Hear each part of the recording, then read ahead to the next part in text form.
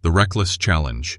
The 42nd floor of Hamilton Tower looked out over the entire city like a kingdom resting beneath the feet of its ruler. From that height, every car's headlight was nothing more than a moving star, and every skyscraper seemed to bow to the building's crown.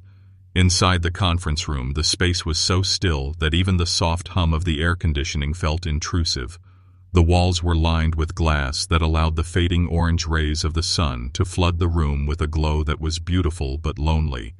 At the center of the vast marble table sat Claire Hamilton, the powerful young CEO who had turned a modest family company into a multinational empire feared and respected on Wall Street.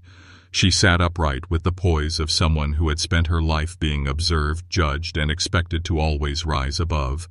Her chestnut hair fell perfectly in place, her suit sharp as steel, her gaze steady and unreadable.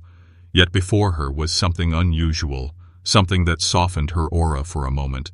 A chessboard, exquisitely carved, its pieces arranged with precision, as if each figure carried a story of its own. Claire Hamilton was known to be many things: ruthless, brilliant, uncompromising. To her investors she was a symbol of courage, to her competitors a hurricane impossible to contain, and to her employees a distant star they could see but never touch. Yet beneath all of that, she was a woman who lived surrounded by walls so high that not even she could climb over them. From childhood she had been raised under the merciless eye of her father, a man who believed that failure was worse than death. He had drilled into her the art of strategy through endless chess matches, each loss punished not with words, but with a silence so cold that it carved wounds deeper than anger ever could. It was in that crucible that Claire learned that losing was unacceptable, weakness was unforgivable, and love was unnecessary. She grew into a woman who conquered boardrooms, not hearts. Her relationships collapsed before they began, because no man wanted to embrace ice and fire at once. She had lovers, but never love, companions, but never connection. As the light of day retreated, Claire's eyes lingered on the pieces before her. Chess was her only comfort, her secret ritual, because it reminded her of the one place she could meet her father as an equal. The game was not about kings and queens, but about survival, dominance, and the hunger to stay one step ahead. She pressed her fingertip against the edge of the white pawn, lost in thought, when the silence of the room was broken by the quiet squeak of the door. Elijah Brooks entered as he always did, silently, respectfully, almost invisibly. Dressed in plain gray janitor coveralls, he pushed his cart with careful ease, his tall figure bending slightly as though not to intrude upon the world of those he served. For 2 years he had cleaned the upper floors of Hamilton Corporation with the dignity of a man who understood that labor was never shameful, only necessary. His eyes were calm, his movements precise, his presence unthreatening. Most executives never even looked at him. To them he was part of the building, like the walls or the lights, unseen yet always there. But tonight, something shifted. As he moved quietly toward the far side of the room, his gaze fell upon the chessboard. It was not a fleeting glance. His eyes lingered, steady and thoughtful, as though the carved wooden soldiers and queens whispered secrets only he could hear. Claire noticed it immediately. No one ever dared to let their attention rest too long in her presence, let alone on something as personal as her board. She raised her head slowly, arching one brow with the precision of a queen drawing a sword.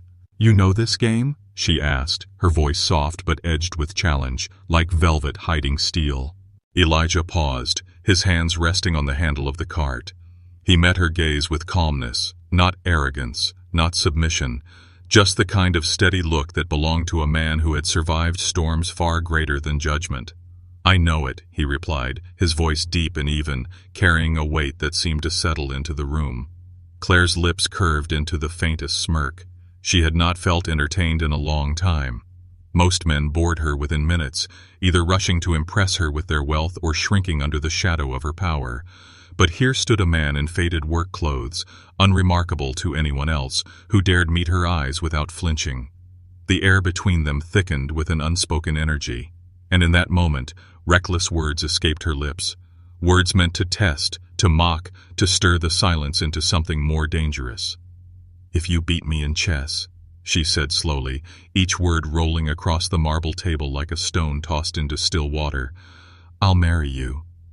The weight of the statement hung in the air. She had expected him to laugh, to stammer, to wave it off as a joke born from arrogance, but Elijah Brooks did none of those things. He straightened to his full height, his shoulders broad, his presence commanding in a way that startled her. His expression did not shift, his voice did not tremble. "I play for real," he answered simply. Claire's smirk faltered. For a second, irritation flashed across her eyes. How dare this janitor take her words so literally, so seriously? Yet beneath that irritation, another emotion stirred: curiosity. She leaned back in her chair, her sharp eyes narrowing as if to dissect the man before her. He was not like the others. He was not dazzled by her power, nor embarrassed by his role.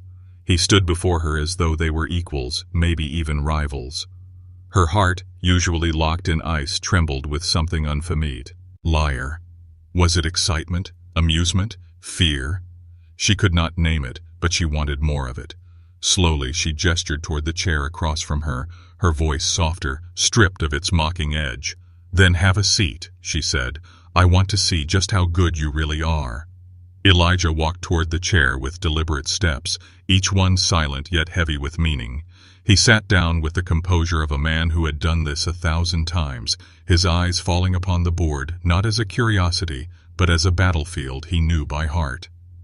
Claire leaned forward, expecting hesitation, but instead heard words that froze her breath. "You favor the Queen's Gambit opening," Elijah said evenly. "Classical variation. You prefer to control the center early to strangle your opponent's space before they can breathe." Claire's chest tightened. He was not asking. He was telling her, declaring it like a man who had studied her soul. For the first time in years, Claire felt her certainty waver. "You know your chess," she admitted, her voice softer now, stripped of arrogance.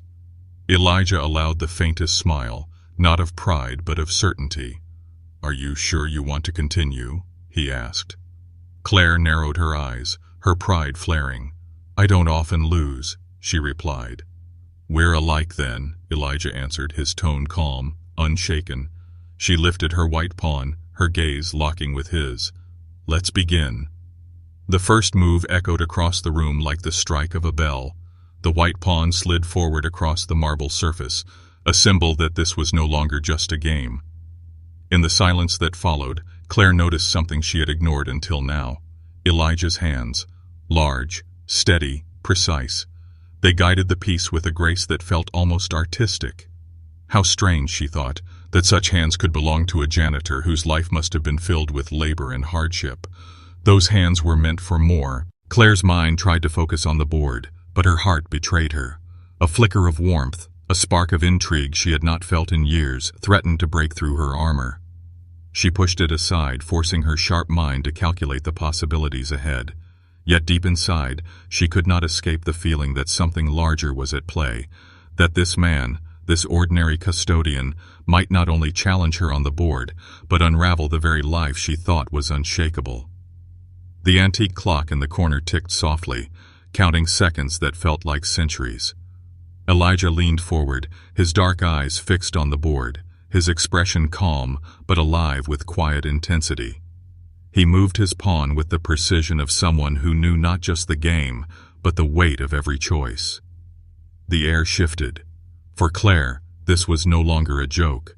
For Elijah, this was no longer just a match. It was the collision of two worlds, wealth and poverty, ice and fire, pride and humility. Neither of them realized it then, but that single game of chess was about to rewrite both their lives forever. The Janitor's Secret. The marble chessboard gleamed beneath the dim lights of the conference room, each polished piece catching shadows from the setting sun. Outside the 42nd floor windows, night had fallen across the city, but inside, time felt suspended.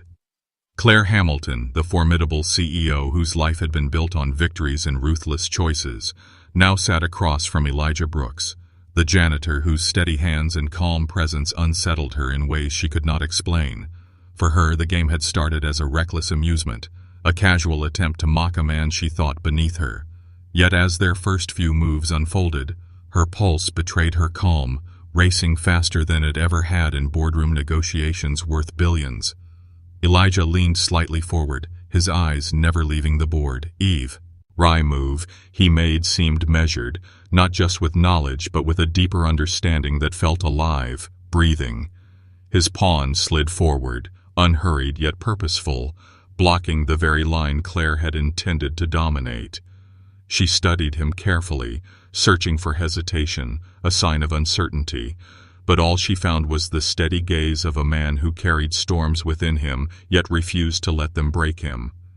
His confidence was not loud, not arrogant, it was quiet, the kind of confidence that needed no explanation. By the sixth move, Claire felt the unease settling in her chest. She was accustomed to crushing opponents in chess. Her executives often entertained her, but she always won, their strategies weak and predictable. To her, the game was a mirror of life. The strong controlled the weak, the clever outwitted the naive, the bold claimed victory. But Elijah was different. He anticipated her moves as if he had played against her for years. Every attack she mounted was met with a calm defense, and every defense she built was quietly dismantled. It was not the aggression of an opponent eager to prove himself, but the patience of someone who had seen too many battles to be shaken by one more. "You've studied this game," Claire finally said, her voice softer, tinged with something she rarely revealed. Genuine curiosity.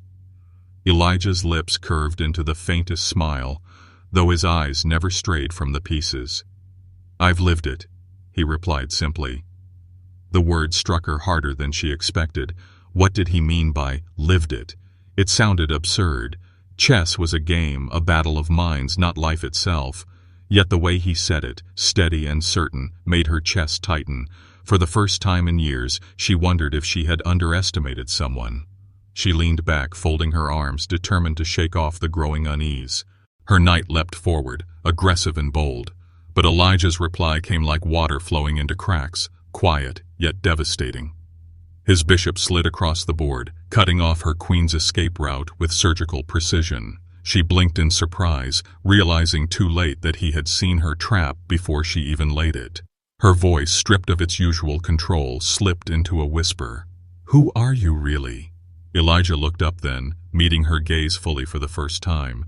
In his eyes, Claire did not see the reflection of a janitor, nor the submissive glance of an employee before a CEO. Instead, she saw storms, the kind of storms only men who had lost everything and survived could carry. His voice was calm, but each word felt heavy, as though carved from stone. "I'm a man who's had to fight for every breath of his life," he said, "and a man who learned long ago that on this board, like in life, you win by knowing what matters most." The silence that followed was louder than thunder. Claire's throat tightened. For years she had faced men who thought they could impress her with wealth, charm, or ambition, yet none had spoken with such raw honesty. There was no act in Elijah's words, no attempt to dazzle her. He spoke as though he had nothing to prove and nothing to lose, and that alone made him the most dangerous opponent she had ever faced. The game pressed on. Claire's attacks grew sharper, fueled by pride, but Elijah met them all with unshaken resolve. By the 10th move, sweat beaded at her temple. She tried to ignore it, but a deep awareness gnawed at her. He was guiding the game, not her. Every move she made was narrowing her own path, until she realized too late that the trap had already been set long before the first piece moved. Elijah's knight slipped quietly into place, and suddenly Claire saw it. The net tightening, the escape routes gone, her queen pinned, her kin exposed. Her heart raced as calculations tumbled through her mind, but every path ended in loss. For the first time in years, Claire Hamilton felt the taste of inevitability. "Checkmate," Elijah said softly, his voice neither triumphant nor mocking. It was simply a truth spoken with respect. Claire's breath caught in her throat. She stared at the board, unable to move, unwilling to accept that she, a woman who had conquered financial markets and silenced entire boards of directors, had been defeated in just under 20 moves by a man whose life she had dismissed in a single glance. The weight of the loss pressed on her chest, not because she had been beaten at chess, but because it shattered a piece of the identity she had so carefully built. Her eyes rose to his face, searching for cruelty, for arrogance, for the smirk she expected. But Elijah Brooks offered none of that. His expression was steady, respectful, almost gentle. He looked at her, not as a conqueror looks at the conquered, but as a man who had nothing to prove, as if victory itself meant little compared to the dignity of the game. Claire swallowed hard, her voice breaking the heavy silence. "You're no ordinary janitor." Elijah said nothing at first. His gaze lowered back to the board, and his fingers brushed lightly against the night that had sealed her fate. "I used to play," he said finally, "long ago." The simplicity of the words masked a world of meaning. Claire leaned forward, curiosity burning hotter than her pride. She wanted to ask more, to pry into the mystery of who this man really was, but something in his calm demeanor told her he would reveal only what he chose to, no more, no less. For the first time in her life, Claire Hamilton did not feel in control, and instead of fear, what she felt was something far more dangerous: intrigue, a clash of worlds. The echo of Elijah's calm voice lingered in the air long after the word checkmate had been spoken. Claire Hamilton sat rigid in her chair, her chest tight, her pride wounded in a way that no boardroom loss had ever managed. For years she had faced powerful rivals and come out on top, her strategy sharper than their ambitions, her courage more ruthless than their greed. Yet here, in the silent confines of her own empire's conference room, a man she had never considered worth her attention had just shattered her flawless facade of invincibility. She tried to mask her unease, resting her chin on her hand and narrowing her eyes at the board, pretending to study the positions even though she already knew the truth. The trap had been perfect, not improvised, not lucky, but deliberate, crafted with precision long before she realized it. Elijah's win was not a fluke, it was mastery. That fact alone unsettled her more than the defeat itself. Her eyes shifted to him. Elijah sat quietly, his hands folded loosely in his lap, his gaze steady and respectful. He did not gloat, did not smirk, did not bask in his victory. That was what disturbed her most. Every other man she had known would have celebrated, would have used the moment to try to win her admiration, to remind her that even she could fall. But Elijah sat as if the game had been nothing more than an honest conversation, a meeting of equals, nothing more, nothing less. Claire's chest rose and fell as she fought against the storm of emotions inside her. Anger burned hot, but beneath it simmered something far more dangerous: curiosity. She needed to know who he really was. She needed to understand how a man in janitor's clothes could sit across from her and play with the composure of a grandmaster. "Again," she said suddenly, her voice sharp, commanding. Elijah looked up slowly, his brow raising slides. "Ixtli." "Again?" "Yes," she replied, leaning forward, her eyes locked onto his with the fierce determination of a woman who had never been content to lose. "One game is not enough. We play again. Now." Elijah's lips curved into the faintest trace of a smile, though not one of arrogance. It was almost as though he had expected this. He nodded gently, his movements unhurried as he began to reset the pieces. His hands were calm, steady, deliberate, and Claire felt an unexpected heat rise in her chest as she watched. She forced her gaze away, scolding herself for such weakness. This was not about him. This was about her pride. The second game began, and immediately Claire pushed hard, her moves aggressive and unrelenting. She attacked without hesitation, determined to overwhelm him, to tear through his defenses before he could weave another invisible trap. But once again, Elijah's play was unnervingly calm. Every attack she mounted was absorbed, redirected, neutralized with a grace that infuriated her. He was not trying to crush her with power. He was simply waiting, watching, guiding the game as though he already knew the path it would take. By the eighth move, Claire felt her breath quicken. She told herself it was focus, determination, but deep down she recognized the truth. It was fear. Not of him, not of losing, but of what losing meant. If she could not outmaneuver a janitor in this room, what did that say about the empire she had built on her intelligence and strategy? What did it say about the woman who prided herself on never faltering? She leaned back in her chair, forcing herself to remain composed. "You play like a man who's done this all his life," she said, her tone carefully measured. "Who taught you?" Elijah's eyes remained on the board, but his voice carried a depth that made her chest tighten. "Life taught me," he said simply. Then after a pause he added, "But once upon a time, the world called me something else." Her brow furrowed. "And what was that?" His hand lingered on a night before moving it with precision.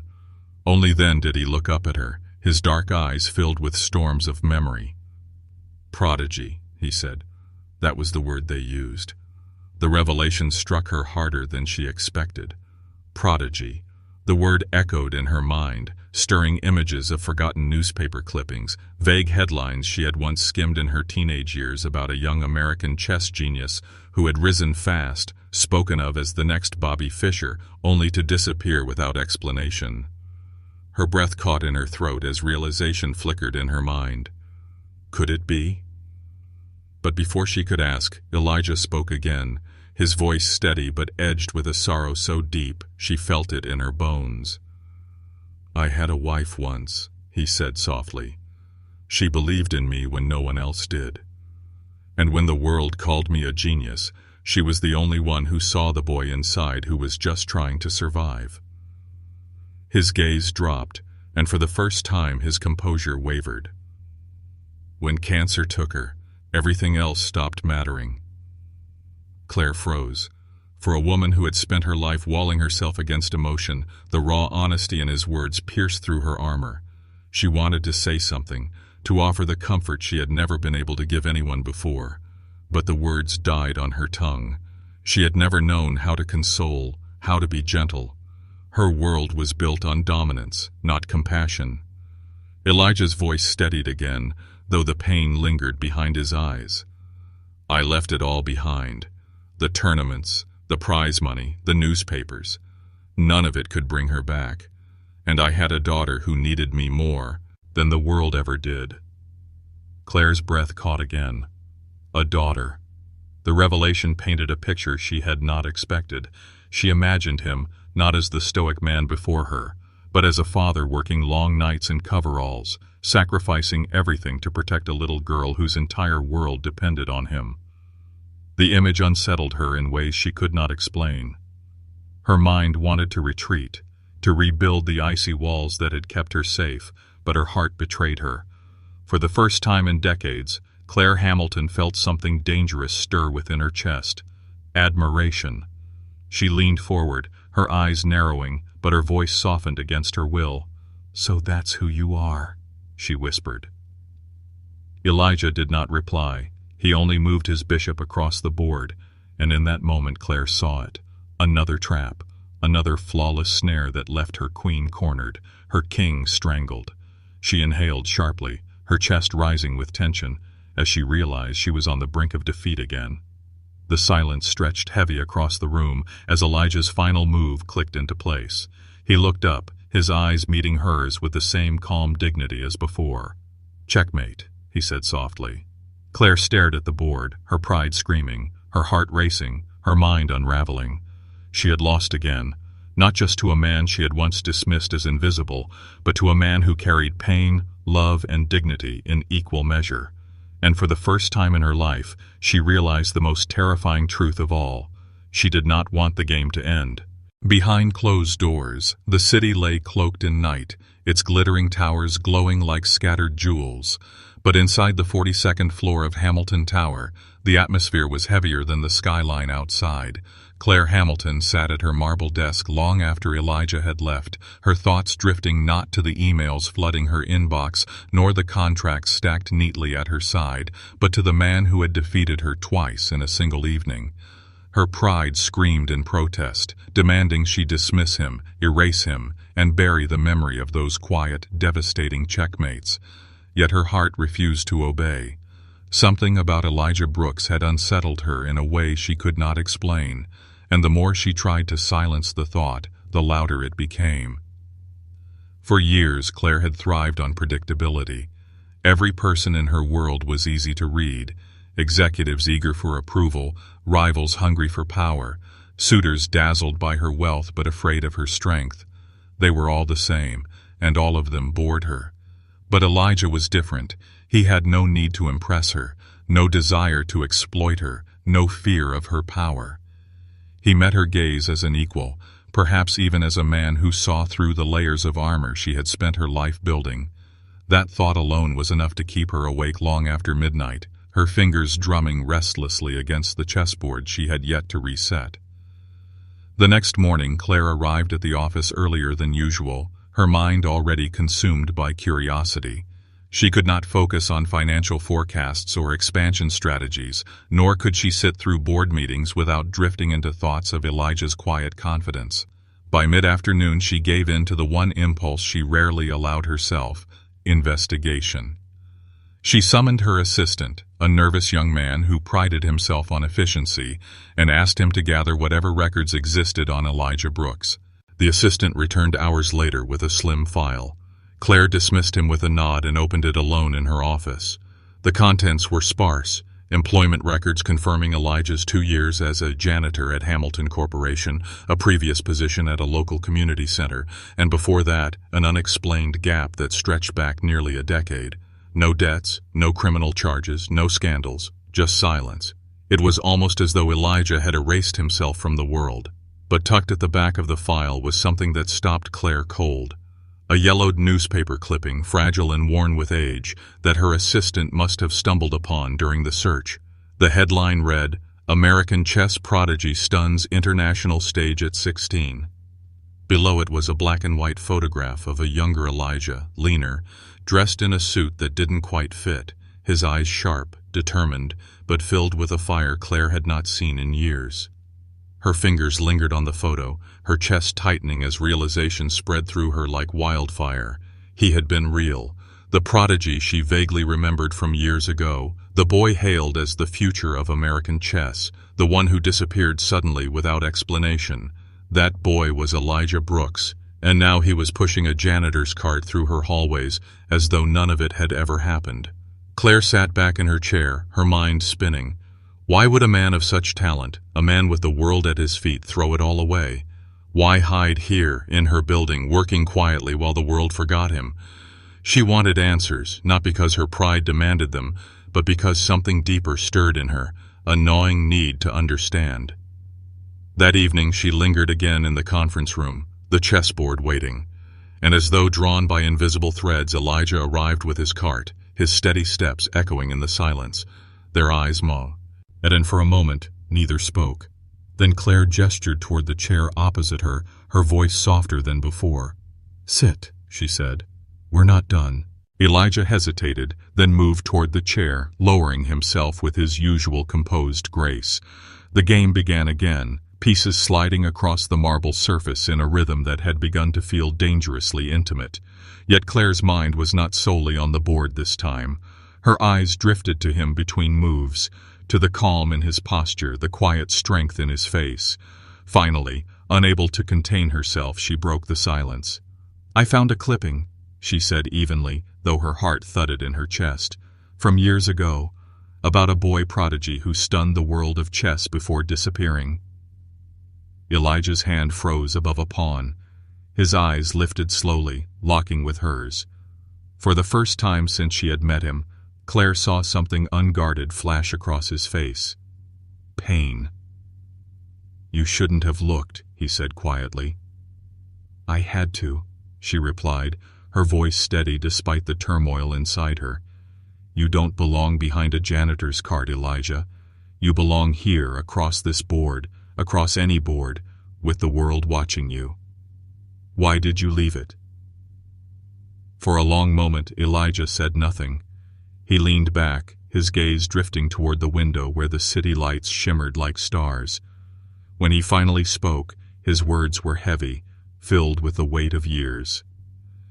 "Because life doesn't care about titles," he said. "It doesn't care about genius, or victories, or applause. It cares about the people you love, the ones who depend on you. I had a wife, Claire. She was my anchor, my reason. When she got sick, the tournament stopped mattering. I left it all to fight for her, but no brilliance on a board could stop what was killing her. He paused, his voice tightening. When she was gone, all I had left was my daughter, and she needed me. She still does.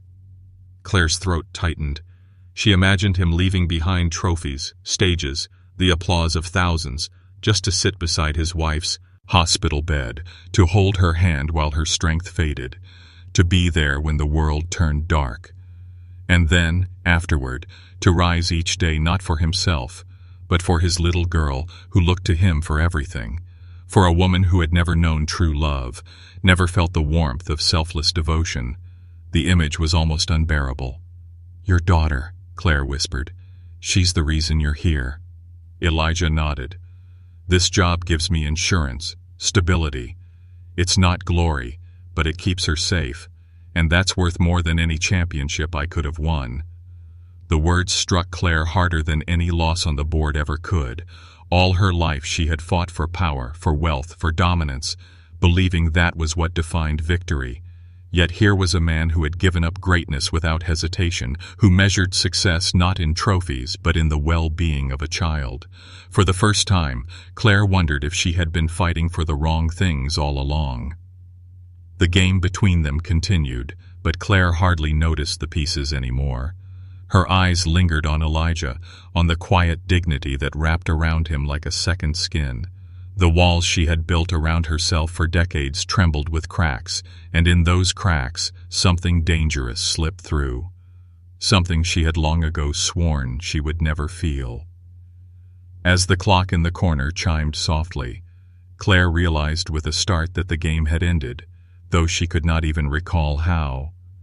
Elijah sat calmly, his gaze steady, while she sat with her heart pounding against her ribs. She had thought she invited him here for a game, but the truth was far more terrifying. She had invited him into the fortress of her life, and for the first time in years, someone was breaking down the doors. And Claire Hamilton, the ruthless CEO who had conquered markets and silenced rivals, realized that she was no longer afraid of losing. She was afraid of what she might discover if she kept playing. The turning point. The days that followed blurred into one another, yet Claire Hamilton felt each of them press against her with a weight she had never known before. She had lived her entire life surrounded by numbers, meetings, and victories, her world defined by profit margins and ruthless negotiations, but now her thoughts were consumed not by corporate rivals or strategies, but by a janitor who carried himself with a dignity she could not shake from her mind. Each night she lingered longer in the conference room, waiting for Elijah to arrive with his cart, and each time he did, their games began again. The matches were no longer reckless dares or desperate attempts to reclaim pride, but conversations without words, pieces sliding across marble while their eyes held the true dialogue. But one evening when Elijah arrived later than usual, Claire noticed something different in his face. His calm presence carried a faint exhaustion, his eyes heavier than normal, though his movements remained steady. She said nothing at first, waiting as he set down the cart and settled across from her. But when the silence grew too heavy, she spoke softly. "You look tired," she said, surprising herself with the gentleness in her voice. She was not accustomed to caring about the weariness of others. Elijah offered a faint smile, though it did not reach his eyes.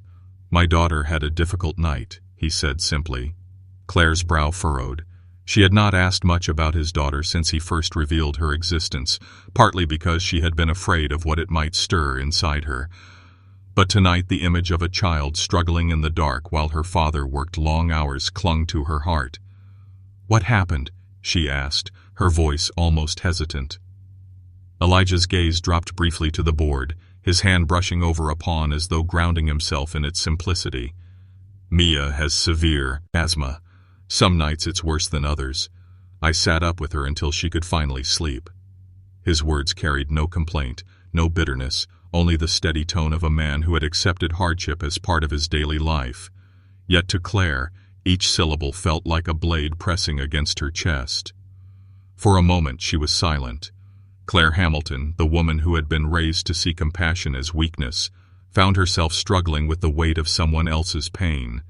She thought of her own childhood, cold and relentless, her father's harsh lessons in discipline and perfection. She had been raised in wealth yet deprived of love, while this man, who had so little, gave all of his heart to a little girl who was his entire world. The realization unsettled her more than any defeat across the chessboard ever could. That night, Claire did not let the game linger long. Her moves were distracted, her calculations blurred, and Elijah, perceptive as ever, chose not to press his advantage. Instead, he ended the game gently, allowing her pride to rest, though she knew he could have cornered her again with ease. When they rose from the table, she surprised herself by asking quietly, "May I meet her?" Elijah froze for a moment, his dark eyes searching hers with caution. "Why?" he asked, not suspiciously, but with genuine curiosity. Claire hesitated. She was not a woman who explained herself, not to her board of directors, not to her rivals, not to anyone. But here, with Elijah, honesty slipped past her defenses. "Because I want to understand," she whispered. "I want to know the part of you that matters most." For the first time since she had met him, Elijah's composure faltered. His gaze softened, his posture eased, and after a long pause he nodded. "Tomorrow, after my shift." The following evening, Claire found herself in a part of the city she had never set foot in before. Elijah had given her the address of his apartment, and though every instinct inside her screamed that she was stepping outside her world, she could not stop herself. The building was modest, its paint chipped, its stairwell dimly lit, but there was a warmth that seeped through the walls, a kind of lived-in honesty she had never felt in her glass and steel penthouse. Elijah opened the door and stepped aside, allowing her into the small apartment. Claire's eyes moved across the room, taking in the worn furniture, the faded photographs pinned to the wall, and the crayon drawings taped proudly above a small desk. The air carried the faint aroma of homemade soup, and on the couch sat a little girl with wide brown eyes, her face pale but brightened by a smile when she saw her father enter. "Mia," Elijah said softly, his voice gentler than Claire had ever heard it. "This is Miss Hamilton." The girl tilted her head, her eyes curious. "You're the lady from Daddy's work," she said in a small, clear voice. Claire felt something stir in her chest as she knelt slightly, lowering herself to meet the girl's gaze. "Yes," she said softly, "I'm your daddy's friend." The word felt strange on her tongue, but not unwelcome. Mia smiled, a shy but genuine expression that lit the room brighter than any chandelier in Hamilton Tower. "Daddy said you play chess," she whispered, her voice carrying the rasp of someone whose lungs were fragile. Claire nodded. "He's very good," she replied, glancing briefly at Elijah. Mia's eyes twinkled with pride. "He always wins," she said, her small voice filled with certainty. Then after a pause she added, "He says chess is like life. You have to protect the ones who matter most." The words hit Claire like a tidal wave. Out of the mouth of a child, the truth. H sounded purer, heavier, undeniable. Her throat tightened, and for a moment she could not speak. She looked at Elijah, and in his eyes she saw the love of a father who had built his entire existence around this fragile, beautiful little girl. The evening passed quietly. Claire stayed longer than she intended, listening as Mia told stories about school, showing her the drawings she had made, and laughing softly when Elijah teased his daughter with gentle affection. For the first time in her adult life, Claire found herself in a space where power, wealth, and control meant nothing. Here, in this modest apartment, she discovered a warmth she had never known, a family, fragile yet unbreakable, built on love instead of ambition. When she finally rose to leave, Mia reached out with her small hand and touched Claire's fingers. "Come again," she whispered with a hopeful smile. Claire's chest tightened as she nodded. "I will," she said softly, her voice catching in her throat. Outside, as Elijah walked her to the door, Claire hesitated before turning to him. Her voice was low, unsteady, stripped of all the armor she usually wore. "You've given me something I didn't think I could feel again," she admitted. Elijah studied her for a moment, his expression unreadable. Then, in his calm, steady way, he said, "Sometimes it's not about winning. Sometimes it's about finding what's worth playing for." As Claire stepped out into the cool night air, her chest ached with a mixture of fear and longing. For the first time in her life, she realized she did not want to return to her empty penthouse. She wanted warmth, laughter, connection. She wanted what Elijah and Mia had built in their little apartment, even if it was fragile, even if it was fleeting. And deep inside her, Claire Hamilton understood a truth she had denied her entire life. She was no longer afraid of losing. She was afraid of never knowing what it meant to truly win.